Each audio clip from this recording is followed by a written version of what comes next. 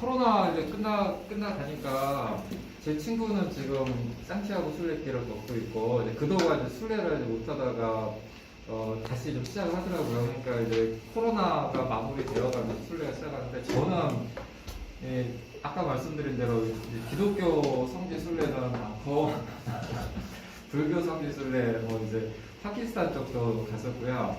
그리고 이제 또 코로나 직전에 토머스 버튼 신부님이 이제 돌아가시기 전에 아시아 순례를 하셨잖아요. 그래서 스리랑카, 이제 다람사라, 인도 다람사 이런 데 하셨는데 제가 그 토머스 버튼을 워낙 좋아해가지고 그분 계시던 겟세마니 수도원으로 한 순례를 좀 다녀왔었고, 요번에 이제 코로나 직전에 스리랑카로 거기 플로나루로 순례를 준비를 했었어요. 그래서 이제 다 비행기표랑 다 사놓고 근데 그게 2월 초였습니다. 2020년. 그래서 못 갔어요. 그 비행기표 다 물고. 그래서 한번 내년에 가면 되지 했는데 벌써 2년 반이 지나버렸더라고요. 그래서 이번에 이제 작업하면서 토마스 머튼 생각도 좀 많이 났어요. 그래서 토마스 머튼 이야기도 했고.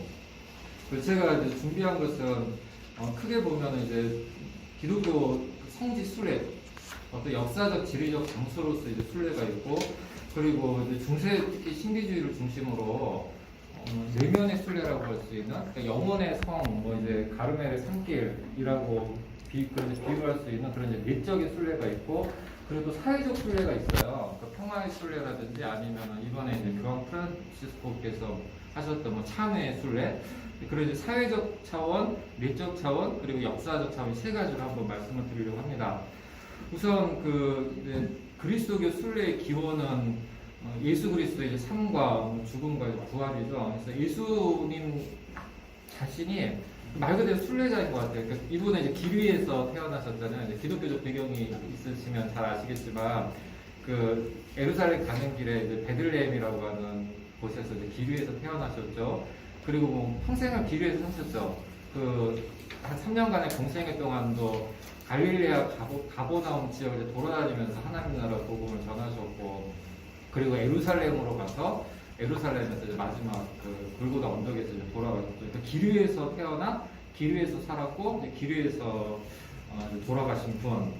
그리고 이분은 이제 이 예수의 어떤 순례는 십자가에서 끝난 것이 아니라 부활 사건 이후에도 이어지거든요. 그래서 지금 이제 여기 지금 이 그림 많이 보셨을 것 같기도 한데, 이 그림이 어떤 그림이냐면 엠마오 가는 길이에요. 그러니까 부활 사건 이후에 이제 두 제자가 뭐 이름은 모르지만은 실망과 슬픔에 잠겨서 엠마오로 가고 있을 때 어떤 한 사람이 나타나서 이제 물어보기도 하고 뭐 성경 얘기도 해주고 하면서 이제 가슴이 좀 뜨거워지는 경험이 있는 거예요. 근데 이게 이제 비유적인 것, 내지 이제 은유적인 걸로 그 과정에서 나중에 이 길에서 만난 나그네 부활한 그리스도와 만난 다음에 그 제자들이 어떻게 회고를 하냐면, 길에서 그가 우리에게 말씀하시고 성경을 풀이하여 주실 때 우리의 마음이 속에서 뜨거워지지 않았던가.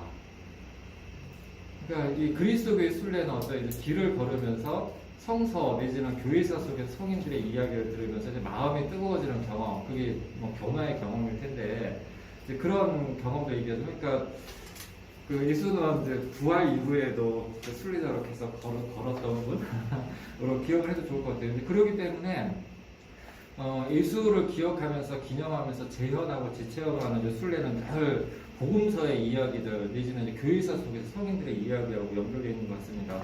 근데 제가 이제 하나님 나라로 순례를 얘기를 하는데, 그러니까 하나님 나라가 어디에 있을까라고 하면 하나님 나라는 어느 특별한 장소라든지 아니면 시간적으로 어느 시점에 온다기보다는 사건 어떤 이벤트라고 봐도 좋을 것 같아요. 예수도 이렇게 얘기했는데, 하느님 나라가 오는 것을 눈으로 볼 수는 없습니다. 또 보아라 여기 있다 혹은 저기 있다고 말할 수가 없습니다. 하나님 나라는 바로 여러분 가운데 있습니다. 시에라의 성녀 카타리나가 그런 말을 했죠. 천국으로 가는 모든 길이 천국이다. 그러니까 지금 여기에서 하나님 나라를 살 수 있다라고 하는, 그렇기 때문에 하나님 나라를 향해 가는 순례라고 할 때 그거는 특정한 장소나 시간이라기보다는 사건으로 볼 수가 있을 것 같아요. 근데 이제 저희가 이렇게 성지 순례, 순례를 얘기하는 것은 당연히 역사 속에서는 지리적, 물리적 장소로서의 순례지가 있죠. 성지가 그거죠. 근데 이 성지는 그리스도교만 아니라 모든 종교 전통에서 마찬가지지만은 그 상징이잖아요. 그러니까 그 성지 자체가 그 자체로 성스러운 것이 아니라 성지가 가리키고 또 이제 드러내고 나타내는 그것 때문에 평범한 땅이 성스러운 땅으로 성지로 이제 바뀌는 거니까 그러면서 본다면은 각각의 그리스도의 성지의 목적은 하나님 나라를 가리키고 나타내는 것이다라는 것. 그래서 그렇기 때문에 성지가 성지인 거겠죠. 그래서 저는 이제 외적 순례, 내적 순례, 사회적 순례를 좀 말씀드리려고 하고요. 역사 속에 이제 그리스도교 순례를 보게 되면 그 그리스도교는 이제 1세기 팔레스타인을 시작해서 2000년 동안 전 세계로 확산된 세계 종교잖아요. 그러니까 종교학적으로 보게 되면 세계 종교의 이제 기본 개념은 자신의 출생지 밖으로 확산된 종교를 세계 종교라고 할 수가 있겠고, 그런 면에서는 보통 이제 그리스도교, 이슬람, 그리고 그 불교, 세계 정도로 이제 세계 종교로 월드 릴리전이라고 하잖아요. 그렇기 때문에 전 세계 어디에나 성지가 있거든요. 뭐, 과다루페 성지도 있고, 한국에도 성지가 있고, 근데 카톨릭 교회 전통에서 주로 이제 교황이 직접 얘기하기도 했었는데 3대 성지로는 예루살렘, 그리고 로마, 그리고 산티아고 데 콤포스텔라, 산티아고 순례 이 세 가지를 공식적으로 규정하지는 않지만 3대 그리스도의 성지라고 합니다. 우선 예루살렘을 보면 예루살렘이 유대교 그리스도 이스라엘 공동 성지인데 예수 그리스도의 순례의 기원인 예수의 장소가 역사적으로 중요했기 때문에 이제 복음서는 예수의 여정과 장소를 구체적으로 명시하거든요. 가버나움이라든지 갈릴레아라든지 나사렛이라든지 베단이라든지. 그래서 그리스도인 순례자들은 이제 예수의 길을 복음서에 기록된 예수의 길을 따라가면서 각각의 장소에서 펼쳐졌던 예수의 가르침과 행적을 영적으로 정신적으로 재체험한다라고 볼 수가 있을 것 같아요. 근데 여기서 이제 그리스도교의 순례에서 굉장히 중요한 사상적 바탕은 저는 이제 성육신 사상이라고 생각을 해요. 인카네이션. 그러니까 하나님이 우리와 똑같은 인간의 몸을 입어서 우리 가운데서 먹고 자고 걷고 아파하고 슬퍼하셨다라고 하는 성육신 사상이 있는데, 그러니까 그리스도교 복음서의 성지의 구체적 장소들은 하나님이 인간이 되어 우리와 함께 하셨다라고 하는 그 성육신의 역사적 장소성을 확인하는 그런 의미가 있는 것 같아요. 그래서 성육식 사건의 외적 증거가 성지라고 봐도 좋을 것 같고요. 그 중에서도 예루살렘은 이제 기독교 신앙의 가장 중요한 두 축이라고 할 수 있는 십자가 사건과 부활 사건이 이루어졌던 성지 중에 성지라고 할 수가 있겠죠. 근데 역사적으로 예루살렘 성지 순례가 언제 시작했냐라고 하면 한 2세기부터 이미 시작을 했어요. 그러니까 1세기 때 그 아시아 전역으로 로마 제국 전역으로 그리스도교 확산되면서 공동체 교회들이 초대교회들이 생겨났기 때문에 당연히 각 교회들에서는 각 공동체에 이제 복음서가 따로 있었거든요. 마태는 마태 공동체는 마태 복음서가 있었고, 누가 공동체는 누가 복음서가 있었고, 거기서 다 이제 예수가 어디 갔다 이런 얘기를 하니까 당연히 그 장소를 가보고 싶어지잖아요. 그래서 이제 그 2세기 때부터 간헐적으로 순례들이 좀 있었고, 근데 순례가 그때는 좀 어려웠던 게 당시는 313년 밀라노 칙령, 콘스탄티누스 밀라노 칙령 이전까지는 로마 제국이 기독교를 박해를 했기 때문에 순례가 그렇게 자유롭지는 않았어요. 그래서 본격적 순례는 313년 이후로 시작했다고 보시면 되고, 또 유세비우스 역사가에 따르면 콘스탄티누스 황제의 이제 어머니 그 헬레나 황후가 326년에서 27년 2년 동안 예루살렘에 가서 그 전해지는 얘기에 따르면은 예수의 무덤을 발견을 했고, 거기서 3개의 십자가를 발견을 했고, 그리고 이제 막 여러 팔레스타인 지역의 성서에 나오는 주요 장소들을 기적적으로 아니면은 이제 발굴을 통해서 찾아냈다라고 전해지죠. 그러면서 성지가 구체적으로 성전으로 성당으로 개발되기 시작하고, 그때부터 이제 본격적인 순례가 시작을 합니다. 좀 역설적이죠. 1세기에 예수의 하나님 나라 순례를 가로막았던 로마 제국이 4세기에 이제 순례의 길을 열어주죠. 보호하고 경제적으로 지원해주고. 헬레나 황후는 그 나이 80세 때 이 순례를 시작을 했고요. 잘 아시겠지만 콘스탄티누스 황제는 그리스도교를 봉인을 313년 했지만 이제 임종의 수단까지 세례를 안 받았어요. 이제 그거는 이제 로마 제국 자체를 정치적으로 통합하기 위해서 정치적 목적이 좀 있었던 것 같고, 근데 이 헬레나 황후는 빨리 세례를 받았죠. 해서 독실한 이제 그리스도인으로 아까 말씀드렸던 그 순례 장소들을 여기 헬레나 동상이죠. 찾아냈고, 그래서 카톨릭 교회에서는 헬레나 황후에게 성년 칭호를 주고 최초의 성지 순례자라고 이름을 붙여줬어요. 근데 사실 그렇지는 않고, 뭐 아까 말씀드린 대로 이미 이제 2세기 때부터 성지 순례한 그리스도인들이 있었고, 콘스탄티누스 황제 관련된 집안에서도 보면은 콘스탄티누스 황제의 장모가 먼저 순례를 했었거든요. 그러니까 최초의 순례자는 아닌데 그냥 이제 교회사에서는 역할을 좀 강조하다 보니까 이렇게 이 명칭을 줬고요. 근데 한 가지 중요한 게 그 헬레나 황후가 성지 순례를 갔을 때 목적이 하나가 더 있었어요. 그게 뭐였냐면은 이 뭐 로마 제국의 황실 사정이 뻔하잖아요. 끝없는 암투와 뭐 살인과 뭐 폭력과 사기와 기만과 협잡과 이게 이제 얽히고 설키는 게 사실 정치 과정이니까 이 황후가 그 자기 가족의 어떤 죄와 잘못에 대해서 참회하고 속죄하고 용서를 받으려는 동기가 있었거든요. 근데 이것이 이후 그리스도교 성지 순례에 굉장히 중요한 어떤 동기가 돼요. 예루살렘도 그렇고 로마도 그렇고 산티아고도 그렇고 그 얘기를 일단 제가 좀 더 드리겠습니다. 이 과정에서 6세기 정도 되면은 이미 그 순례가 굉장히 활발해지고, 당시 여성 순례자들도 굉장히 많았어요. 그러니까 지금처럼 안전이 보장되지 않을 때도 뭐 그만큼의 종교적 열정을 위험을 감수하면서 여성 순례자들이 예루살렘 많이 찾았고, 그래서 4세기에는 에게리아라고 하는 굉장히 유명한 순례자인데 그분이 이제 팔레스타인 예루살렘 순례 길을 썼죠. 그래서 그런 책이 나올 정도로 당시에 좀 활발했었고, 지금도 그 예루살렘 뭐 성지 순례 코스 이런 거 보게 되면은 이제 예수가 나고 자랐고 활동하셨던 것 갈릴리아 지역에서 예루살렘으로 들어와서 예루살렘에서도 성문 바깥에 베단이라든지 올리브산이라든지 그런 데를 거쳐서 가장 이제 하이라이트가 클라이막스가 이제 비아 돌로로사 십자가의 길, 그래서 안토니아 요새에서 성묘교회에 이르는 그 길을 십자가를 들고 내지는 아니면 뭐 기도하면서 행진하는 그런 스토리가 나오죠. 근데 여기서 저희가 좀 주목해야 할 것은, 제가 제목을 이렇게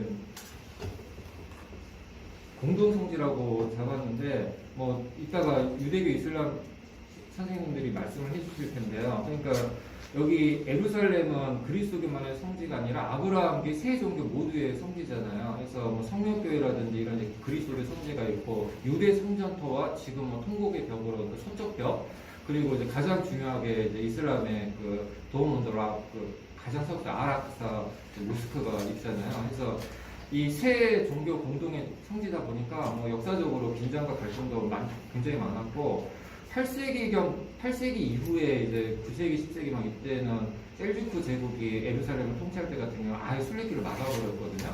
근데 이게 이제 나중에 그 로마라든지 산티아고 순례길이 대안적 성지 순례길로 등장하게 된 또 계기가 되기도 해요. 어쨌든 지금 이제 예루살렘은 성지일 뿐만 아니라 그 어떤 이제 성전의 이제 장소기도 하다라고 하는 거. 이 성전의 장소를 예루살렘 도시 이름 그대로 평화의 도시로 돌리고 바꾸는 것을 이제 유대인과 그리스도인과 무슬림의 이제 공동의 과제가 아니겠는가, 그런 얘기 좀 드렸고요. 그리고 이제 로마는 이제 교회의 거룩성과 취약성, 예, 지금 보면 정교회하고 이슬람 모스크가 같이 있죠. 로마는 이제 교회의 거룩성과 취약성이라는 주제로 제가 좀 말씀을 드리고 싶은데, 그러니까 로마는 성서적 장소죠. 그러니까 사도 베드로와 바울의 발자취가 남아있고, 또 이제 바티칸 교황청을 중심으로 하는 교회 전통의 역사가 있고, 또 하나 중요한 것이 순교자들의 어떤 죽음, 신앙과 삶과 이제 죽음이 이제 되어있는 영적 장소이기도 하죠. 그래서 로마는 이제 가장 대표적인 그리스도의 성지 중에 하나로 남아있고요. 여기서 제일 유명한 게 이제 성 베드로 대성당이 이제 여기에 사도 베드로의 무덤이 있고, 또 뭐 미켈란젤로의 유명한 조각상 피에타가 있고, 그 외에도 뭐 산주바니 라틴 그 요한 성당, 바오로 성당, 그리고 산타 마리아, 성모 마리아 성당, 그 베드로 성당까지 포함해서 4개 성당을 그 일종의 이제 대성당 바실리카 마요레스로 하거든요. 그러니까 그 가장 그 거룩한 대성전으로 하고 여기에 3개의 성당을 합쳐가지고 7개 성전을 얘기하는데 그 7개 성전이 참회 순례지였어요, 중세 때. 그래서 7개 성당을 방문해서 면죄부 명벌부를 이제 받으면 지은 잘못과 죄를 용서받을 수 있다고 생각을 했죠. 그리고 이 외에도 로마시 쪽에 보면 한 900개 정도의 성당이 있다고 합니다. 하고 또 순례자들이 많이 찾는 곳이 카타콤, 지하묘지죠. 이 지하묘지는 순교자들과 초대 그리스도인들의 무덤이 있고 또 모임 장소이기도 했고 또 역사적으로 이 장소가 신성시되다 보니까 교황들의 무덤도 같이 좀 가 있거든요. 그래서 이런 여러 이제 카타콤브 장소들이 좀 있고 그리고 아까 제가 이제 그 헬레나 황후의 예루살렘 순례 목적에서 참회라고 하는 것을 말씀드렸는데 이 로마에서도 이게 굉장히 중요했었어요. 그래서 뭐 고해 성사를 통해서 죄를 짓거나 잘못을 범하면서 얘기하게 되면 로마로 가서 7교회를 순례를 해라 해서 보면은 이렇게 이제 이미 이 중세 때 7교회의 지도가 있어서 그 성당들을 찾아다니면서 참회하는 시간들을 가졌었죠. 그러니까 영화 미션 보셨으면 아시겠지만 로드리고 멘도사가 자기 폭력과 죄를 이제 참회하면서 갑옷을 끌고 바라니족 마을을까지 고행의 순례를 하잖아요. 그러니까 이런 이제 중세적 순례의 참회적 성격이 계속 있죠. 근데 지금도 산티아고 순례길 걷고 이런 분들이 이제 나를 만나고 싶은 마음도 있지만 또 뭐 죄와 잘못을 참여하고 싶은 마음도 이게 좀 같이 있었던 것 같아요. 그런 내용들이 좀 있었고, 근데 이제 문제는 이 과정에서 참회 순례가 참회 순례는 다시 말하면 용서의 순례이기도 한데 그게 강조되다 보니까 상업화가 일어나요. 그래서 면죄부 면벌부를 실제적으로 판매하기 시작했고 심지어 이제 대위 순례도 가능했었거든요. 그러니까 내가 몸이 아프거나 아니면 시간이 없거나 하면은 돈을 주고 딴 사람을 보내는 거예요. 그런 방식으로 순례가 이제 상업화되면서 부패하기 시작했고 여기에 대해서 항의하면서 나온 게 종교개혁이죠. 그래서 실제로 마르틴 루터도 1510년에 독일에서 출발해가지고 로마까지 150km 정도를 걸어서 알프스를 넘어서 순례를 가요. 그러니까 이 젊은 수도자가 감격하면서 로마에 들어가면서 오 거룩한 로마요 이렇게 기뻐하면서 딱 들어갔는데 들어가는 순간 모든 성전이 이제 마켓이 시장이 되어버렸던 것을 깨달으면서 엄청나게 실망하고 분노하죠. 그래서 지금 이 스칼라 상타가 거룩한 계단이라는 뜻인데 저 계단이 헬레나 황후가 예루살렘에서 옮겨왔다라고 하는 전설이 있는 계단인 거예요. 그러니까 빌라도의 계단이고 이 계단 아래서 예수가 재판을 받았다. 그런 전설이 있는데 근데 여기 중세 때는 저 계단을 무릎으로 걸어서 올라가면 이제 여러 가지 설이 있는데 연옥에서의 1년씩 삭감된다라든지 죄가 씻어진다라든지 돌아가신 분의 연옥에서 빠져나온다라든지 그런 게 있었던 그러니까 루터도 이제 그걸 믿고 싶어 하면서 이제 올라갔는데 계단 끝에 올라가서 이런 질문을 하죠. 이게 정말 이제 누가 알겠는가?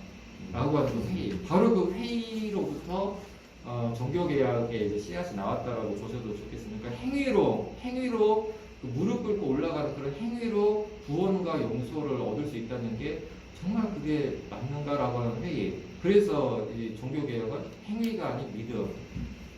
솔라피데 오직 믿음으로의 길이 나왔던 것 같아요. 근데 그럼에도 불구하고 로마는 여전히 중요한 성들이 좀 남아있어요.